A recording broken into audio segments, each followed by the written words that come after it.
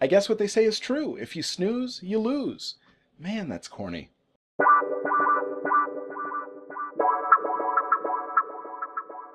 Hi everyone, my name is Chris and welcome to Tread Talks, where I walk on this treadmill to stay in shape while making videos for you fine people.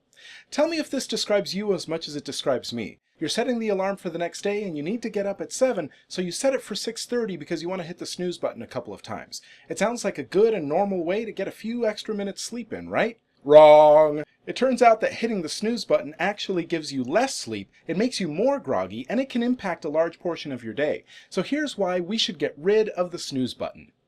Okay, so let's start with what you're actually doing because there's a term for it. It's called Rockling. It sounds like a baby dragon crocodile hybrid, but it's the term that scientists came up with in the 1970s to describe drifting in and out of sleep early in the morning. You don't really hear it used much these days, and I think in part it's because it's not really fun to say. Rockling. Rockling. It kind of catches in your mouth, as opposed to snooze.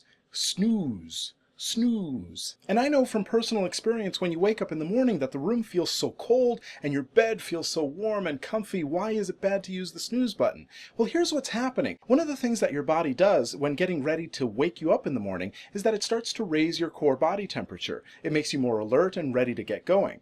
But if you're not getting enough sleep and you're setting your alarm for earlier than you actually need to wake up, then you're likely going to hear the alarm when you're still at that lower body temperature phase. So of course the room is going to feel so cold and miserable. And then after you hit the snooze button, you're setting yourself up to be more groggy and confused. Because what happens is that your body thinks, oh, false alarm, I can go back to sleep. And it starts to actually reset into the normal sleep cycle. So then 20 minutes later, when the alarm goes off again, you're all like, what? Where am I? And you're groggy and confused. And there's a term for that too. It's called sleep inertia, and you'll probably feel more out of it than if you had simply set the alarm for when you actually needed to get up. And research has shown that that groggy feeling can last for up to 2 to 4 hours, and you only have yourself to blame. Or you can blame the snooze button. So instead of drockling, set your alarm for the actual time that you need to get up.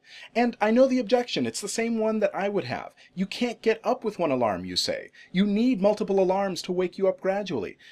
Okay, fair enough, that may be your situation now, but the answer isn't the snooze button. The answer is figure out some way to structure your life so that you can get more sleep, or figure out how to set louder alarms, or multiple alarms that go off at the same time, or getting someone to spray water in your face. Anything is better than missing out on those precious 20 minutes of actual sleep that you could otherwise be getting. So I say it's time to get rid of the snooze button. It's been around for over 60 years, but its time to pass has come. Because just like eating Taco Bell at midnight, you feel good in the moment, but you pay for it later. Okay, so if you have to get out of bed with just one alarm, what's your strategy for doing so? Whatever it is, leave a comment and I'll take a look. And if you like this video and you want to keep up with my content, please like and subscribe. I'm trying to get to 1,000 subscribers and it would be great if you were a part of that group. And hit the little bell icon to be notified when a new video goes up. Either way, thank you very much for watching and have a great day.